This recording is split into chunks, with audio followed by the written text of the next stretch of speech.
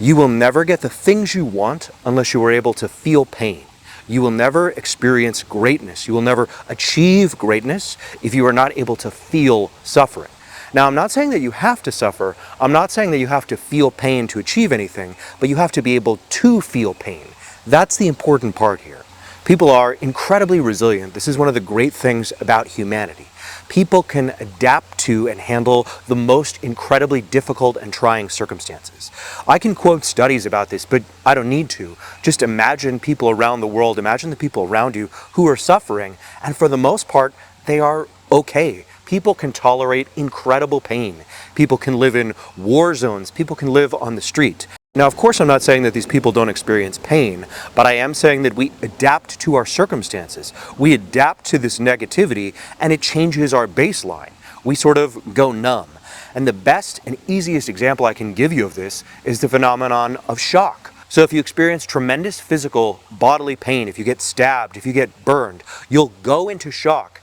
And your ability to feel that pain will diminish and ultimately vanish. You won't experience anything at all. We have limited capacity for suffering.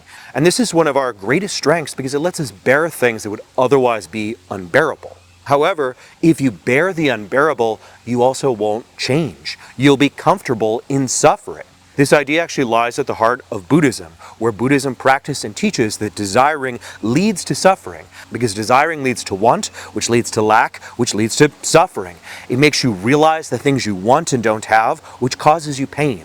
And the Buddhists are right. If you can abandon desire, if you can forego desire, you will conquer suffering. You will no longer suffer.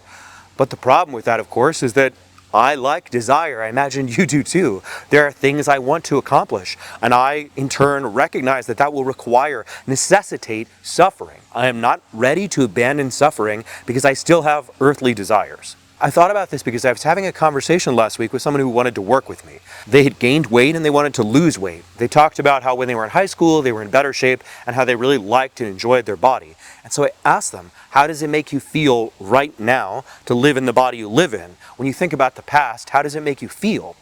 And they couldn't really answer me. They couldn't really get in touch with their feelings. They had become disconnected. They had grown numb.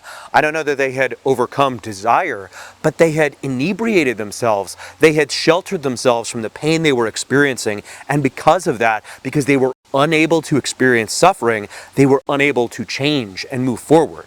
They had grown complacent. This person in particular had also picked up the habit of drinking as a way to stupefy themselves and numb that pain. But nonetheless, they were no longer in touch with those negative emotions, and it was keeping them trapped and stuck. That's the thing. People are motivated by positive motivation, by the desire to have things, the desire to covet things. But there's also negative motivation, the fear of pain, the fear of pain and loss.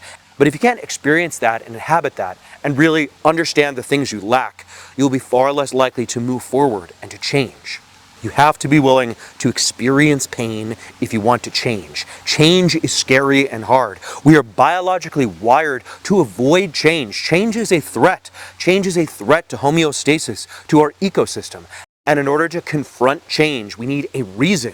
We need something that drives us forward, that makes us overcome those feelings of fear. And if you are numb, if you have numbed yourself with alcohol or distractions or with Buddhism, if you are numb, you won't move forward into that abyss and take that which you want and that which you need. Be willing to experience pain. Be willing to experience suffering, and you can have anything and everything you want.